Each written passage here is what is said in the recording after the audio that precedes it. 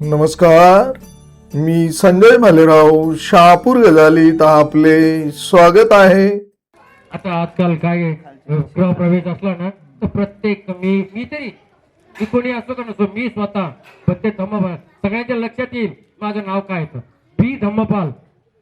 मी बी धम्मपाल. पहिला घरामध्ये प्रवेश करताना जेव्हा विधी केला जातो तर त्या दिवशी मी प्रथम त्या किचन मध्ये दूध गरम करायला लावतो, प्रत्येकाला वाटायला लावतो की दुधाचा हा नैवेद्य प्रत्येकाने आपल्या मुखामधून चांगल्या पद्धतीने स्वीकार केला पाहिजे. तथागतांच्या अगोदर जेव्हा सिद्धार्थ गौतम होते आणि सिद्धार्थ गौतमांनी जेव्हा ते खीर प्राशन केली आणि ते खिरीचं ताट जेव्हा निरंजना नदीमध्ये फेकलं गेलं, काय काय म्हटलं ते सिद्धार्थ गौतम, हे महाताट विरुद्ध दिशेने वाहिले तर माझा संकल्प पूर्ण होईल, है ना. मग गेलं होतं का उलट. जर पाण्याचा प्रवाह हा उताराला आहे आणि ते विरुद्ध दिशेला उंचावर ते ताट जाणार आहे का? त्यांनी सिद्धार्थाने जादू मारली होती का? सिद्धार्थ गौतम तरी ज्ञानी पुरुष असले तरी ते त्या गोष्टीचा वापर करत नव्हते. पिंडल भारद्वाज नावाचा एक बौद्ध भिक्खू होता आणि त्या बौद्ध भिक्खूला एका 4-5 गावातल्या ब्राह्मणांनी उत्स्फूर्त केलं, जर तू हे भिक्षापात्र, आम्ही चंदनाचं भिक्षापात्र तयार केलं आणि ते 50 फुटावर ठेवलं, जर तू हात न लावता खाली उतरवशील तर मी तुझ्या गुरुला मान देईन. आणि त्यांनी उतरवलं होतं. त्याचं नाव होतं पिंडल भारद्वाज. आणि त्या पिंडल भारद्वाज बरोबर कोण होतं? आजच्या दिवशी माघ पौर्णिमेच्या दिवशी ज्यांनी सरसेनापती म्हणून ज्यांची निवड झाली होती असे महामोगलाई त्यांच्या सोबत होते. त्या पिंडल भारद्वाजचे त्या मोगलांचं ऐकलं नाही, कारण की मोगलांना माहिती होतं की बुद्ध आपल्याला शासन करणार नाही, परंतु आपल्याला दोषी ठरवतील हे निश्चितच होतं.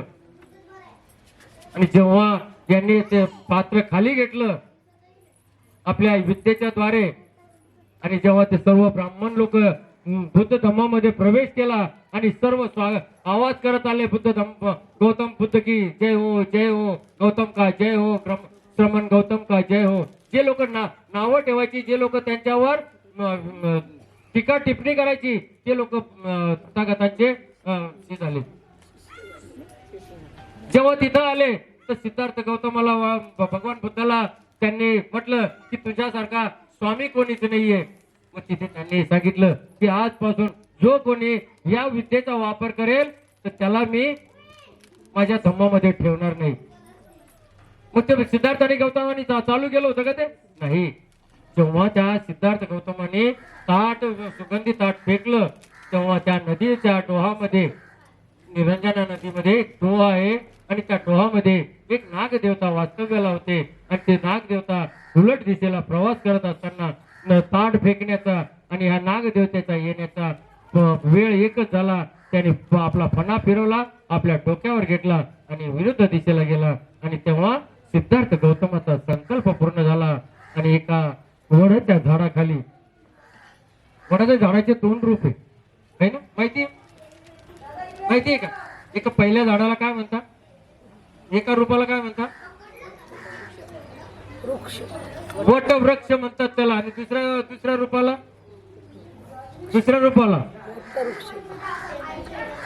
त्याला म्हणतात निग्रोध वृक्ष. एका वडाच्या झाडाला 2 नाव आहे. एकाला वट वृक्ष म्हटलं जातं, तो वट वृक्ष याच्यासाठी म्हटलं जातं की त्याला त्याच्या आजूबाजूला ज्या पारंब्या येतात त्या पारंब्या त्या झाडाचे रक्षण करते. त्या पारंब्या म्हणून तो आयटीत उभा राहतो, म्हणून त्याला वट वृक्ष म्हटलं जातं.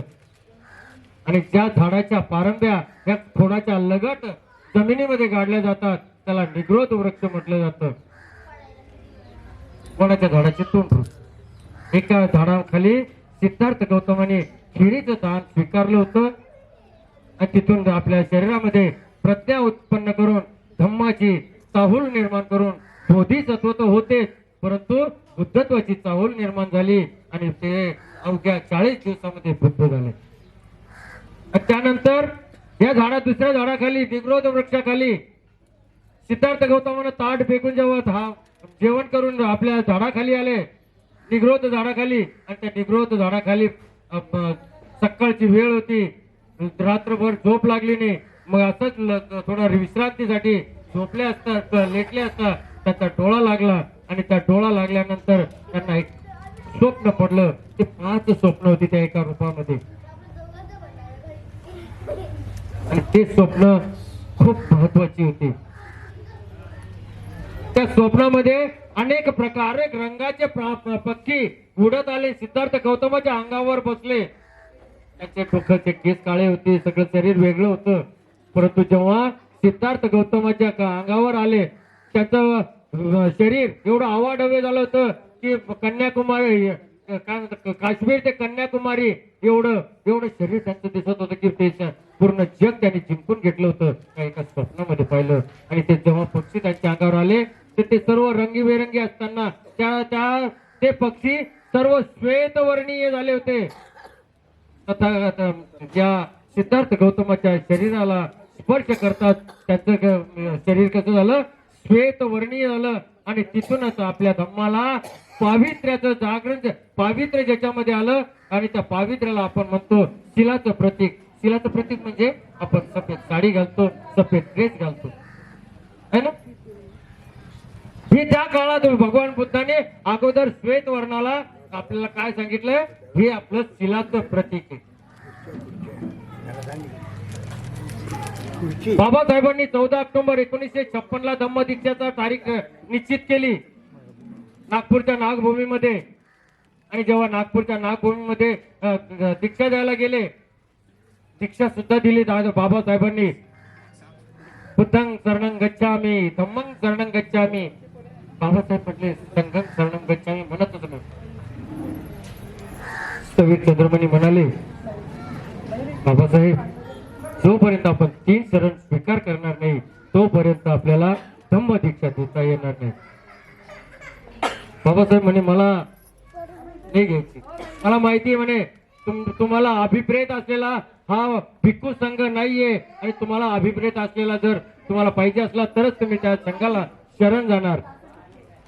परंतु बाबासाहेब, तुम्ही या संघाला शरण जात नाही, तुम्ही ज्या संघाला शरण जातात तो तथागताचा श्रावक संघ आहे, आणि या श्रावक संघाला तुम्ही शरण जाताय. तेव्हा बाबासाहेबांनी तिथे संघं शरणं गच्छामी म्हटलं, आणि लगेच धम्माची दीक्षा झाली. आणि धम्म दीक्षा झाल्यानंतर माता सविता आंबेडकर आणि बाबासाहेब या दोघांनी स्थविरांना विनंती केली की भदंत, आता आम्ही तर दीक्षित झालो, परंतु माझ्या समाजाचं काय? ही गोष्ट का केली असेल भगवंत बाबासाहेबांनी? माता प्रजापतीने हे अतोनात कष्ट करून एक वस्त्र तयार केलं होतं. कोणासाठी तयार केलं होतं? सिद्धार्थ गौतम, म्हणजे त्याच्या स्वपुत्रासाठी, की तो सम्यक संबुद्ध झाला म्हणून माझ्याकडून माझ्या मुलाला, या धम्मधराला मी माझ्या हातानं विणलेलं वस्त्र दान करीन. आणि जेव्हा भगवान बुद्धाचा श्रावक संघ जेव्हा कपिल वस्तूला आला तेव्हा ती माता चिवर घेऊन वस्त्र घेऊन आली, आणि वस्त्र घेऊन आल्यानंतर मध्ये ठेवली, आणि सिद्धार्थ गौतमाला म्हणाली, भगवंत, हा माझा दान स्वीकार करा. तिने एवढ्या श्रमाने ते तयार केलं, कठीण परिस्थितीतून ते तयार केलं. शब्द लक्षात घ्या, कठीण परिस्थितीतून तयार केलं, कठीण परिश्रमाने तयार केलं, आणि ते तथागताच्या समोर ठेवलं. सिद्धार्थ गौतमाला सुद्धा हा शब्द मनामध्ये टोचायला लागला की या कठीण परिस्थितीमध्ये माझ्यासोबत हजारो संघ आहे आणि मी एकच चिवर आहे, कसं स्वीकार करू? हे एकच चिवर मी कसं स्वीकार करू? मी संघाच्या शिवाय कोणतीही गोष्ट स्वीकारत नाही. या एवढ्या संघाला चिवरदान करण्याची आपली ताकद नाहीये, तरी मी हे स्वीकारू शकत नाही. प्रजापतीला म्हणाले, परंतु सर्वांच्या विनंतीनुसार संघाकडे बघितलं आणि संघांना अनुमोदन दिलं, साधुकार दिला आणि भगवंतांनी ते चिवर संघासाठी स्वीकार केलं. संघाच्या सर सेनानीला सर्वांना बसवलं आणि संघाला त्यांनी दान केलं, स्वतः दान स्वीकारलं नाही. हेच बाबासाहेबांनी धम्म दीक्षा घेतल्यानंतर स्थवीरांना म्हटले की भदंत मला मी धम्म दीक्षित झालो, परंतु जोपर्यंत माझ्या धम्म सेवकांना मी धम्म दीक्षा देणार नाही तोपर्यंत हे मला मान्य नाहीये. ही धम्म दीक्षा नागपूरच्या नागभूमीमध्ये आणि बाबासाहेब तुम्ही देऊ शकता. बाबासाहेब असे स्टेजवर उभे राहिले. बाबासाहेब एवढ्या बारीक पानावर पुस्तक आहे आपलं 22 प्रती त्या बाबासाहेबांनी लिहिल्या बारीक पानावर आहे, त्या आपण वाचू शकतो. परंतु बाबासाहेबांनी तशा 22 प्रती त्या वाचल्या नाही. कशा वाचल्या असतील? कशा वाचल्या असतील? बाबासाहेबांनी एक एक प्रती त्या एका पानावर लिहिली. 1/4च्या 22 पानं बाबासाहेबांनी खराब केले आणि टेबलावर ठेवून त्या डोळ्यावर 2 वेळेस ऑपरेशन झालेल्या डोळ्यावरचा चष्मा बाजूला ठेवला आणि बाबासाहेबांनी प्रतिज्ञा वाटून आपल्या लोकांना आपल्या डोळ्यावर वजन न ठेवता आपल्याला धम्म दीक्षित केलं.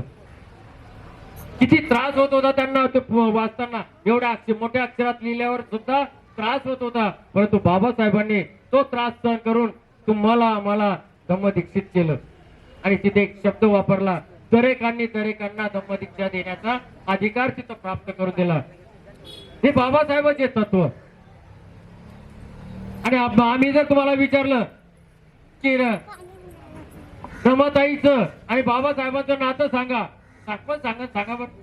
तुम्ही केंद्रीय शिक्षका थांबा. रमाताईचं आणि बाबासाहेबांचं नातं सांगा बरं. बघा आता तुम्ही म्हणता ना की विचारा हे कपडी बसायचंय, भिक्षू असो कोणी असो, कोणी खाणार नाही. चुकाल तर शिकाल, तुम्ही जर चुकाल तरच शिकाल, जर चुकलं नाही ना तर आपल्याला मार्ग कळणार नाही. खडतळ वाटेतूनच मार्ग सांगा, नातं सांगा. म्हाताराम आई बाबासाहेबांची हेच म्हणून म्हटलं, अगोदरच म्हटलं की आपला समाज हा बिरबल आहे, पण बिरबलाचा उपयोग हा बिरबलासारखा करत नाहीये. प्रश्न समजून घ्यायचा आणि मगच उत्तर द्यायचं. रमाताईचं आणि बाबासाहेबांचं नातं विचारलं मी, सांगा कोण सांगेल?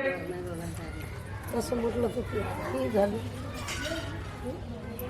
आणि ते नातं मला माहिती तुम्ही त्याचं उत्तर फक्त पत्नीच देणार आहे. आणि ते नातं पती पत्नीचं नाहीये, ते पती पत्नीचं नाहीये.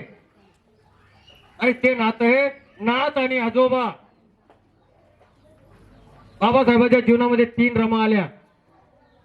आपण वाचतच नाही, आपल्याला फक्त काय आहे, बिरबल झालो की आपण उत्तर द्यायला सुरुवात करतो.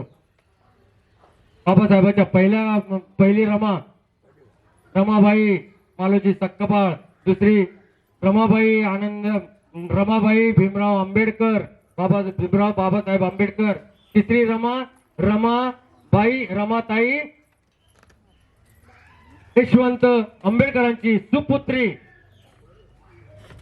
आणि ह्या सुपुत्रीचं आणि बाबासाहेबांचं नातं मी तुम्हाला विचारलं होतं, कारण की आपण कसं आहे, आपल्याला माहिती आहे फक्त रमा म्हटलं की माझ्या बापाची पत्नीच येते, ती बायकोच असेल, ती सहचारणीच असेल. परंतु कोणी म्हणत नाही की रमाबाई म्हटलं की ती आत्या आहे आणि रमाताई म्हटलं की ती त्यांची नात आहे, असं कोणीच म्हणत नाही. कधी विचारलं की माता रमाईचं आणि ऍडव्होकेट डॉक्टर भीमराव आंबेडकरांचं नातं, हे सुद्धा पती पत्नीचं नातं सांगतात. कारण की आम्ही वाचतच नाही, काय शब्दच कळत नाही.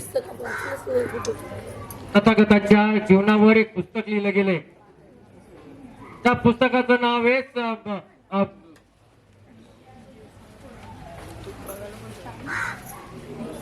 मिलिंद प्रश्न. या मिलिंद प्रश्नामध्ये कोणताही प्रश्न तुम्ही पहा, तुम्हाला मेंढक प्रश्न वाढलेले, एका प्रश्नाचे अनेक उत्तर मिळतात. राजा मिलिंद आणि पंते नागसेन यांचा संवाद जर तुम्ही जर पाहिला तर त्याच्यामध्ये एक प्रश्न विचारला जातो राजा मिलिंदकडून आणि त्याचे अनेक उत्तर हा बच्चे नागसेन देतो. तसंच आमचं बापाचं घराणं आहे. माझ्या बापाचं घराणं असंच आहे. तुम्ही एक नाव घ्या, एक शब्द तुम्ही बाबासाहेबांच्या जीवनावर काढा, तुम्हाला अनेक उत्तरं मिळतील. त्याला मेंढक प्रश्न म्हटलं जातं. माझ्या बापाचं नाव घ्या, फक्त तुम्हाला अनेक रस्ते दिसतील, अनेक विचार तुमच्या पुढे येतील. नुसतं बाप भीमराव हे नाव सर्वसाधारण नाहीये. नाही का आमचा कवी म्हणतो, तुझ्या रक्तामधला भीमराव पाहिजे. तो रक्तात वागतो का तसं? अरे ह्या भीमरावचं नाव घेतलं तर अनेक मार्ग तयार होतात. एका चौकामध्ये जर भीमरावचं नाव घेतलं तर त्याला चार रस्ते फुटून अनेक मार्ग त्याच्यामधून भेटतात. त्याला म्हणतात भीमराव. नुसतं भीमराव नावाचं नाहीये, त्याला वाचा आणि ते शिकवतो फक्त भारतीय बौद्ध महासभा. आपल्याला रॉ मटेरियल करून माणसाला जर त्या गिरणीमध्ये टाकलं भारतीय बौद्ध महासभेच्या, तर त्याला पिसून माणूस तयार केलं जातं. ती गिरणी म्हणजे भारतीय बौद्ध महासभा.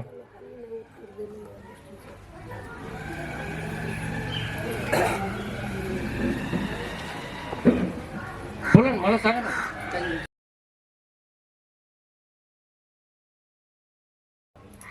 चालूच राहते. परत आणखी एक थोडस एक सांगतो.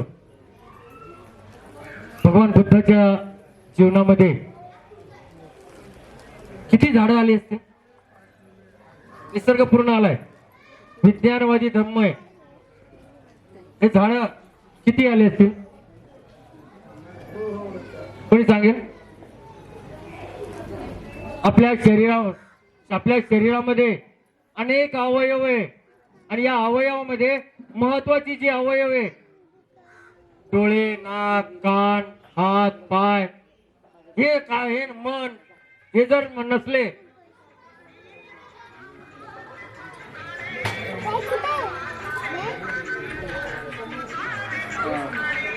त्यांना सांगा लवकरच येतो.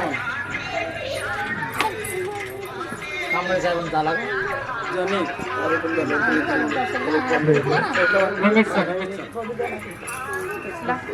तर आपल्या शरीरामध्ये जेवढी अवयव ना तेवढीच झाडं सिद्धार्थ गौतमाच्या तथा भगवान बुद्धाच्या जीवनामध्ये आलेली आहे. पहिलं झाड माता महामाया, तिने 15 वर्षाचा गोप प्रमंगल हा साजरा केला आणि शेवटच्या दिवशी आषाढ पौर्णिमेच्या दिवशी दान धर्म करून आपल्या शयनकक्षामध्ये झोपी गेली आणि झोपल्यानंतर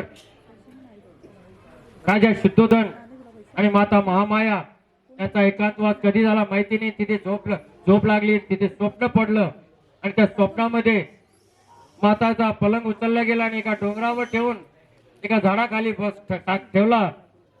तिथे तिने स्वप्न पाहिलं आणि ते स्वप्न असं होतं की एक हत्ती आला सफेद आणि तो म्हणाला, माझा जन्म शेवटचा जन्म मी भूतलावर घेत आहे, तू माझी आई होशील का? हा शब्द ऐकताच तिचे डोळे उघडले आणि ते स्वप्न तुटलं. त्या झाडाखाली स्वप्न पाहिलं, त्याच झाडाखाली प्रत्येक स्त्री माझी आई. आता माझी आई हे काय म्हणते, मला माझ्या माहेरचं रस्ता दिसतोय, मला डोहाळे लागले माहेरचे, माझं पहिलं बाळ कुठं झालं पाहिजे? आई वडिलांकडे माहेराला झालं पाहिजे. मग माहेराचे डोळे लागतात माझ्या आईला आणि मग तिने महामायेने सांगितलं की मी माझं पहिलं बाळंतपण बाहेरी करणार आहे. मग ते देवदह नगरी ते कपिल वस्तू या मार्गामध्ये एक वन होतं आणि त्या वनामध्ये एका झाडाखाली सिद्धार्थ गौतमाने म्हणजे महामायेने एका बाळाला जन्म दिला. ते झाड आणि त्याचं तिसरं महत्व नाव नाही सांगितलं मी. ते तिसरं महत्व, सिद्धार्थ गौतमाचा जन्म कोणत्या पौर्णिमेला झाला? कोणत्या पौर्णिमेला झाला? वैशाख पौर्णिमेला सिद्धार्थ गौतमाला बुद्धत्व कधी प्राप्त झालं? वैशाख पौर्णिमेला. सिद्धार्थ गौतमाचं महापरिनिर्वाण कधी झालं? बुद्धाचा जन्म कधी झाला? आता इथं कन्फ्युज झालं. बुद्ध आणि सिद्धार्थ गौतम काय? बुद्धाचा जन्म तर सांगितला ना, सिद्धार्थ गौतमाचा जन्म, सिद्धार्थाचा जन्म सांगितला ना, बुद्धाचा जन्म कुठे सांगितला? बुद्धाचं काय? परंतु बुद्ध वेगळा आहे आणि सिद्धार्थ गौतम हे वेगळे. सिद्धार्थ गौतमाचा जरी जन्म वैशाख पौर्णिमेला झाला असेल तर त्यांचा जन्म एका झाडाखाली झाला आणि बुद्धाचा जन्म एका दुसऱ्या झाडाखाली झाला. त्याचे दोन झाडे. तर ते झाड म्हणजे शाल वृक्ष. पहिलं झाड, पहिल्या झाडाखाली स्वप्न पाहिलं. पहिल्याच झाडाखाली माता महामायेने बाळाला जन्म दिला.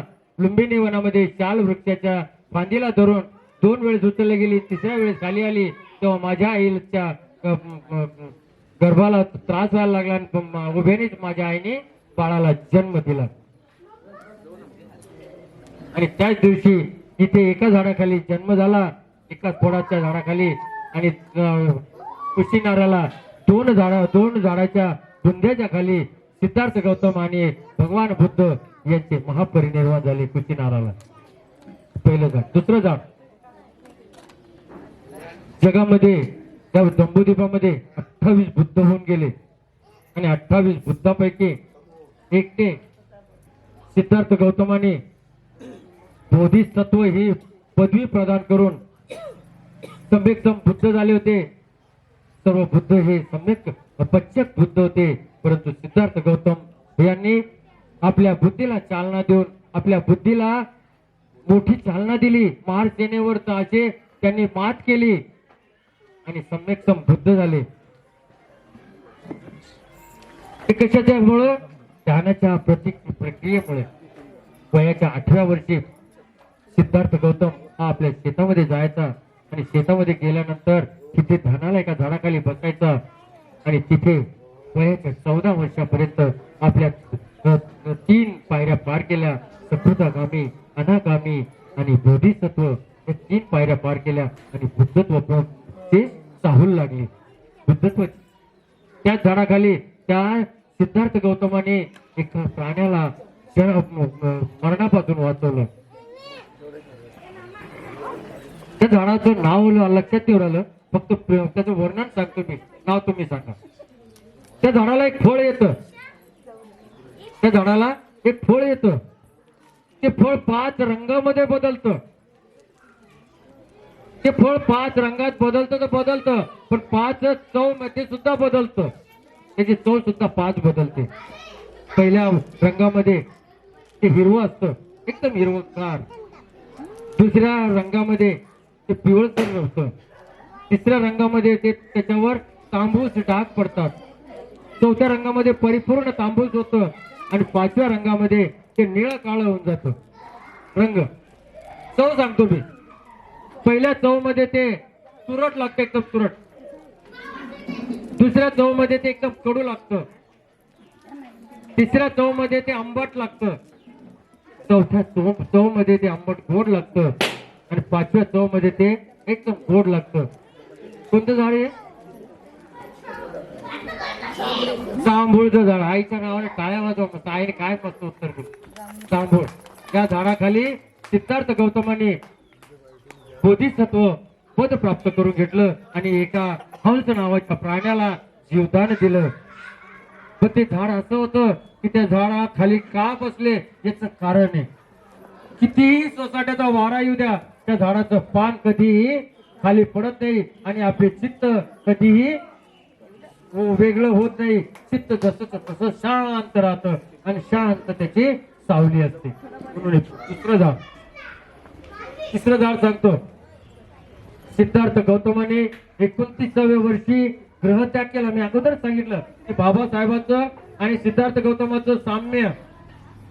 बाबासाहेबांनी सिद्धार्थ गौतमाने 29व्या वर्षी ग्रहत्याग केला आणि बाबासाहेबांनी 29व्या वर्षी राजकारणामध्ये संघर्षाचं पाऊल टाकलं. त्यांनी तपस्येचं पाऊल टाकलं आणि यांनी संघर्षाचं पाऊल टाकलं. असं 29व्या वर्षी गृहत्याग केल्यानंतर 6 वर्ष तपश्चर्या केली सिद्धार्थ गौतमाने. ज्या डोंगरामध्ये तपश्चर्या केली त्या डोंगराला नाव नव्हतं. ज्या डोंगराखाली त्या डोंगराच्या कडेमध्ये जाऊन बसले, त्यांच्या सोबत 5 लोक होते. 5 लोक त्यांची सेवा करत होती आणि सेवा करता करता त्या सिद्धार्थ गौतमाला एक दृष्टांत झाला. आता काय करतोय, तुझं शरीर क्षीण झालंय, पोटाला हात लावतो, तो पाठीचा कणा हातात येतोय, तू आता मरणार. तू आत्महत्येला प्रोत्साहन देतोय, आत्मक्लेश करतोय. म्हणून तिथून उठले आणि चालायला लागले. चालता येत नव्हतं, तसे चालायला लागले. त्या 5 ब्राह्मणांनी सिद्धार्थ गौतमाला काय म्हटलं, सिद्धार्थ गौतम ढोंगी आहे, आतापर्यंत तपश्चर्या करण्याचं ढोंग करतोय सिद्धार्थ गौतम. म्हणून त्या डोंगराला आज नाव पडलं. तुम्ही गेले बुद्धगयाला, डोंगेश्वरी. डोंगेश्वरी, त्या डोंगराला आज नाव पडलंय डोंगेश्वरी. तिथून खाली उतरले, लढकळत कसं ते 4-5 किलोमीटर आले. एका नदीच्या काठी उभे राहिले. पाणी पिण्याची लालसा झाली. किती दिवस, 6 वर्षापासून मनासारखं पाणी प्यायला भेटलं नाही, मनासारखं जेवण तर नव्हतंच. परंतु तेव्हा लालसा झाली पाणी पाहून, पाणी प्यायला झुकले आणि तिथेच चक्कर येऊन पडले. तिथे एक मुलगी आणि एक मुलगा होता. त्या मुलांनी बघितलं की श्रमण चक्कर येऊन पडला. त्यांनी उचललं आणि एका बाजूला ठेवलं. आणि बाजूला ठेवल्यानंतर एका झाडाचं पान तोडलं, त्याला चक्कर आली म्हणून. त्या झाडाचं पान तोडलं, त्याचा द्रोण तयार केला आणि त्याच्यामध्ये दूध काढलं. ते दूध काढलं आणि त्या दुधाचा नैवेद्य अगोदर या गवळीच्या पोरापोरीने सिद्धार्थ गौतमाला निरंजन नदीच्या काठी एका द्रोण मधून दूध दिलं. आणि ते दूध जेव्हा सिद्धार्थ गौतमाने प्राशन केलं, तेव्हा त्याच्या अंगामध्ये तरतरी निर्माण झाली आणि तिथून 1.5 किलोमीटर तो चालू शकला. कोणतं झाड ते, कोणत्या झाडाचं आपण द्रोण तयार करतो, पंतरवळ्या करतो. आजही आपल्या चांगल्या पळसाचं झाड. या झाडाला 3च पानं असतात. आणि या बुद्ध धर्मामध्ये पळसाच्या झाडाला खूप महत्व आहे. आपण महत्व देत नाही, तर आपण फक्त महत्व देतो पंतरवाळी पुरतं.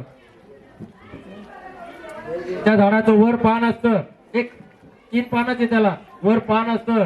आणि ते बुद्ध तत्व सांगतो तुम्हाला, बुद्ध किती उंचावलेले, विचार किती उंच आहे.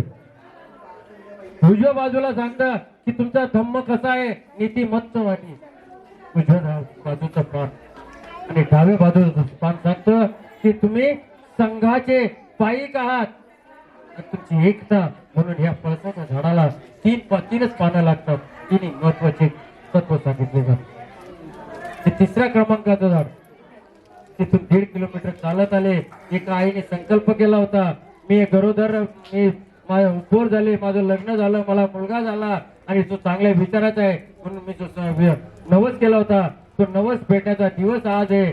आणि तिथे तिने खीर तयार केली, म्हणजे नैवेद्य. आज आपण त्याला बासुंदी म्हणतो. घोटून घोटून ते नैवेद्य तयार केला आणि निसर्ग देवतेला देण्यासाठी तिने तयार एका ताटामध्ये भरलं. अगोदर सांगितलं तिच्या दासीला, दासीचं नाव माहितीये, सुजाताच्या दासीचं नाव माहितीये का? तिचं नाव आहे पन्ना. त्या पन्नाला सांगितलं की पन्ना जा म्हणे, आपण जिथे नवस केला ते झाडाखाली जागा साफ कर. ही आधार रस्त्यात आली. आजही कधी तुम्ही बुद्धगयाला गेले तर सुजाता महल आणि ते वडाचं झाड, या दोघांच्या मध्ये एक नाला आहे. त्या नाल्याजवळ आली, त्या पन्नाचे डोळे दिपले. कारण की सिद्धार्थ गौतम ज्या झाडाखाली बसला होता, तिथून त्याच्या शरीरातून जे किरण निघत होते ते चमकणारे किरण होते. आणि त्या किरणाने त्या पन्नाचे डोळे दिपले गेले आणि ती तिथूनच परत गेली. माता लवकर चला म्हणे, वनदेवता तिथे येऊन बसली आणि तुमच्या नैवेद्याची वाट बघते. तिथे माता सुजाता तिला तिच्यावर ओरडली, बघ तू खरं बोलत असेल तर तुला एवढ्या लोकांमध्ये, एवढ्या या नगराची सेनानी, नगराची राजकन्या म्हणून घोषित करेल. आई तुम्ही काही करा म्हणे, मला शिक्षा द्या किंवा राजकन्या घोषित करा, मला काहीच नको येते दोघांपैकी, तुम्ही चला अगोदर. तिने खीर घेतली आणि ज्या ठिकाणी पन्नाचे डोळे दिपले त्याच ठिकाणी माता सुजाताचे डोळे दिपले गेले. आणि तिने तिथे घोषित केलं की ही पन्ना आजपर्यंत माझी दासी होती, आज या सेनानी नगराची राजकन्या आहे. थोड्या लोकांमध्ये तुम्ही घोषित केलं. तिथून ती गेल्यानंतर आता आम्ही भिक्षू संघ येतो तुमच्या घरी, खूप स्वागत करता तुम्ही. कारण की भगवंत आपलं गाताच तशी सुपटीपन्नो भगवतो सावक संघ, उजीपटीपन्नो भगवतो सावक संघ, न्यायपटीपन्नो भगवतो सावक संघ, सामीचपटीपन्नो भगवतो सावक संघ. भिक्खू संघ हा भिक्खू स्वागत करण्याचं पात्र आहे. हा भिक्खू संघ दान देण्याचं पात्र आहे. हा भिक्खू संघ न्याय देवतेचा दूत आहे, त्याचा न्याय करण्याचं पात्र आहे. मग तुम्ही जेव्हा तुमच्या घरी येतो आणि पाण्याचा ग्लास घेऊन माझी आई येते, कशी येते? कशावर बसून देते? मोठं आसन करून बसते का? मग कशी बसते माझी आई भिक्खूला पाणी देण्यासाठी? गुडघ्यावर बसते. आणि ही देण माता सुजाताची. माता सुजाताने सिद्धार्थ गौतमाच्या पुढे गुडघ्यावर टेकून बसल्या आणि म्हटले की हे वनदेवते, माझा संकल्प पूर्ण झाला आणि तुम्ही माझे हे नैवेद्य स्वीकार करा. तिथं ते सिद्धार्थ गौतम म्हटले की आई, मी कोणी देवता नाही, यक्ष नाही, कोणीच नाही. मी तुमच्यासारख्या मातेचा एक सुपुत्र आहे. माझ्या आईचं नाव महामाया, माझ्या वडिलांचं नाव शुद्धोधन. आणि आम्हाला तुम्ही विचारलं तर भिक्खूला, बंदीजी तुमचं नाव काय आहे विचारता ना? मग सांगतो आम्ही नाव तुम्हाला. नाही सांगत ना? काय म्हणतो ना? पूछो जाती संत की पूछो उसका ज्ञान. अरे ज्ञान हे लहान पोरं घेतात, त्याच्यासारखा ज्ञानी कोणीच नाही लहान मुलासारखा. आणि आमच्याकडे काय ज्ञान आहे? आमच्याकडे काहीच ज्ञान नाही. कबीराचा तो आम्ही पाठ केलेला आहे ना, पूछो जाती की जाती पूछो हमारा ज्ञान. अरे काय, जर सिद्धार्थ गौतम हा आपलं नाव आणि कुळ सांगायला लाजला नाही तर आम्ही कोण होतो? आम्ही काय झाडं वरून टपकलो नाही आणि किंवा उगवलो जमिनीतून उगवलो नाही. आम्हालाही माझ्या आईने जन्म दिलाय. माझ्या बापाने मला जन्म देऊन एवढं लहानचं मोठं केलं. माझं कुळ का विसरायचं? काय करणार आहे तुम्ही? समाज काढून टाकणार, चिवर काढून टाकणार ना माझं? पण चालेल, परंतु मी माझी ओळख लपवणार नाही. जसं बाबासाहेबांनी तुम्हाला धागा बांधायला सांगितलं, माय म्हणते ते शिलाचं प्रतीक आहे. नाही, हे ओळख आहे तुमची. प्रत्येकाने आपल्या हातामध्ये जर सफेद उपासिका चालल्या हो बौद्ध धर्माच्या, सफेद साडी घालून निघाली, सफेद दिसलं की आई जेव्हा निघते बाहेर तर त्यांच्या गळ्यामध्ये काय आहे? मंगलसूत्र. सर मंगलसूत्र आहे, मंगलसूत्र नाहीये. काय ते? मंगलसूत्र. त्याच्यामध्ये सूत्र आहे भगवान बुद्धाचे, शिलाचे प्रतीक आहे. 24 आऱ्याचं चक्र आहे. म्हणून ही ओळख आहे आणि आमची ओळख लपवतो. काही लपवायची गरज नाही. आणि मग वरून म्हणतात की हे RSSची भंतीची आहे का हो? तुम्ही लपवायची गरजच नाहीये आणि मी तरी नाही लपवत. चला, तर ते झाड म्हणजे वटवृक्ष. या वटवृक्षाच्या झाडाखाली सिद्धार्थ गौतमाने आपलं पहिलं दान स्वीकारलं आणि तिथे सिद्धार्थ गौतमाने घेऊन ते दान, आता पहिलं तर सांगितलं मी, ते पात्र फेकलं. त्या दोन्ही झाडाचं वन सांगितलं, वनाचं झाड आणि वटवृक्ष निग्रोध. परंतु निग्रोध वृक्षाचं महत्व 5 स्वप्न होती. ती 5 स्वप्न कधीतरी वेळ आली तर सांगेल. 5 स्वप्न होती. त्या 5 स्वप्नाचं एक महत्व सांगितलं मी, सफेद वस्त्र. सफेद कसं झालं आणि त्याचं दुसरं महत्व सांगतो. एका मातेने एका बाळाला त्याची जेव्हा ती झोपडी तयार झाली ना त्या याची पारंब्याची, ते कोणाच्या लगटच त्या पारंब्या येतात आणि त्या पारंब्या जमिनीमध्ये गाडल्या जातात आणि त्याची झोपडी तयार होते. त्या झोपडीमध्ये एका आईने एका बाळाला जन्म दिला आणि त्या बाळाचं नाव ठेवलं होतं निग्रोध. आणि ते बाळ निग्रोध बाळ वयाच्या 8व्या वर्षी भिक्खू संघामध्ये सामील झालं आणि त्याने आपल्या भावाला धम्म सांगितला आणि तो एक महान व्यक्ती झाला. कोण आहे तो? कोणाला आपल्या भावाने धम्म सांगितला? लहान बाळाने, एका भिक्खूने. सम्राट चक्रवर्ती राजा अशोक त्याच्या लहान भावाने वयाच्या 8व्या वर्षी चिवर परिधान करून आपल्या सम्राटाला, कारण की त्याने असंच काम केलं होतं की एवढं रक्ताचा धार पूर वाहत होता आणि तिथे तो स्वस्थ बसला होता आणि त्याला पाहताच त्याच्या मनामध्ये करुणा निर्माण झाली आणि ती करुणा जेव्हा निर्माण झाली तेव्हा तो तिथे गेला आणि त्याला धम्म सांगितला आणि तो एवढा प्रभावित झाला की त्याने 84,000 जे सुत्त आणि गाथा होत्या त्याचं महत्व पाहिलं आणि तेवढे प्रचार आणि प्रचारासाठी स्तूप आणि मंदिर लेण्या बनवल्या. ठीक आहे, ह्या गोष्टी सांगायला पाहिजे. या गोष्टी आम्ही सांगत नाही. आम्हाला गेट टुगेदर करायचंय, आम्ही गेट टुगेदर करत नाहीये. आम्ही काय केलंय, दान ददतु सत्ताय शील रक्षन्तु संपदा भावना फिरता होतो गच्छन्तु देवता गता. ठीक आहे, मला पाठ चांगलं. ठीक आहे, आता मी त्याचं विश्लेषण करते, आपल्याला काय समजायचं ते समजू शकतो.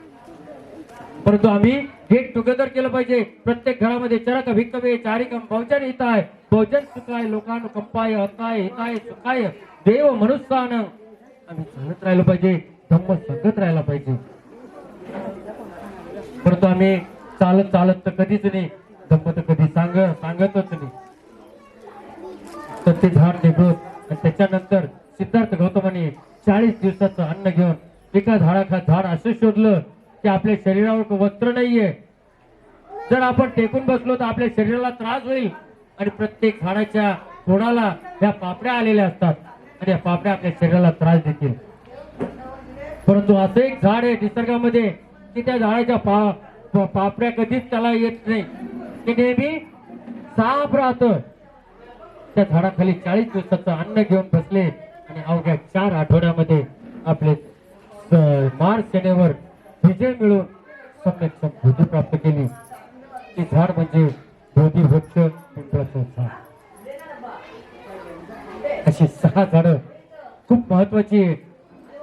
या 6 झाडाचं आणि 7वं झाड याच्यासाठी विलीन होतं की त्या झाडाला 2 खोडं आहे म्हणून त्याला 7वं झाड म्हटलं जातं. आणि ते 7वं झाड तसं आपलं मन आहे.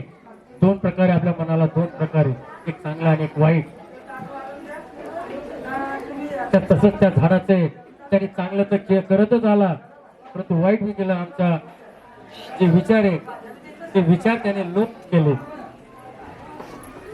प्रत्येकाने ह्या दोन्ही झाडाचं महत्व म्हणून भगवंतांनी आणखी भगवंताच्या नंतर आनंदाने गाथा म्हटली. यस समले निचिन्नोवा सप्पारी विजयका सत्ता सप्पद वंदे तं बोधिपादपं इमे हिते महाबोधी लोकनाथेन पूजिता अहम पिते नमस्वामी बोधी राजा नमस्ते बोधी राजा नमस्ते बोधी राजा नमस्ते. त्या लोकनाथाने त्या झाडाला पूजन केलं. त्या झाडाला आपण सर्व पूजित राहिलं पाहिजे. तथागतांची ही धम्म यात्रा, हा प्रवास, हा विचारांचा प्रवाह आपण नेहमी सतत चालू ठेवला पाहिजे. आणि हा विचार ज्याच्या मनामध्ये, तर या शरीराच्या या किल्ल्यामध्ये 4 बहिणी असतात. 4 बहिणी, शेवटचं सांगतो आणि थांबतो. 4 बहिणी असतात. त्यापैकी एक बहीण बाहेर गेलेली असते फिरायला. 3 बहिणी आतमध्येच बसलेल्या असतात त्या घरामध्ये. जेव्हा ती बहीण येते, ती बहीण आल्यानंतर ती काय करते, ती ज्वाला उत्पन्न करते, प्रज्ञा उत्पन्न करते आणि घरामध्ये जेव्हा शिरते तेव्हा तिचं स्वागत करायला मायाळूपणानं करुणा येते. तर प्रज्ञेची, तिचं नाव असतं प्रज्ञा. ती प्रज्ञा जेव्हा घरात येते तर करुणा तिचं स्वागत करते. जेव्हा प्रज्ञा आणि करुणा दोघींचं बोलणं बस चालू होतं तर लगेच तिथं तिसरी बहीण येते. त्या दोघींचं स्वागत करण्यासाठी, तिचं नाव असतं शिला. ते शील जेव्हा येतं तेव्हा या 3 बहिणी आणखी फुलतात आणि पूर्ण सुगंध हा पूर्ण शरीरामध्ये, पूर्ण परिसरामध्ये, वातावरणामध्ये प्रस्थापित करतात. आणि त्या तिघींचं स्वागत करण्यासाठी चौथी बहीण येते. आणि ती चौथी बहीण जेव्हा येते तेव्हा तुमच्या आमच्यामध्ये एक विचार प्रस्थापित होतो आणि तो विचार म्हणजे मैत्रीचा. आणि ती मैत्री जेव्हा येते तेव्हा आपल्या जीवनामध्ये अनेक प्रकारचे जे दुःख असतात ते दुःख नायनाट होतात आणि आपण चांगले जीवन जगतो.